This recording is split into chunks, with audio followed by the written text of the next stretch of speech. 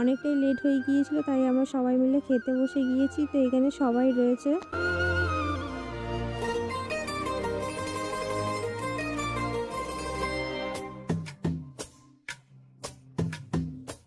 তো তারপর বন্ধুরা স্পেশাল চিকেন বিরিয়ানি, সালাড ছিল তার সাথে। তো আমাদের বিরিয়ানিটা যে বানিয়েছে হাবিবদা, সত্যি খুব সুন্দর বানিয়েছে। তো এখানে এখন সবাই খাচ্ছে। তো চলো শেষ পর্যন্ত দেখো ভিডিওটা। তো বন্ধুরা আমাদের পিকনিকের শেষে আমি একটি সর্ষে বাগানে আরেকবার নেমে গেলাম, গিয়ে দেখতেই পাচ্ছি কি করছি।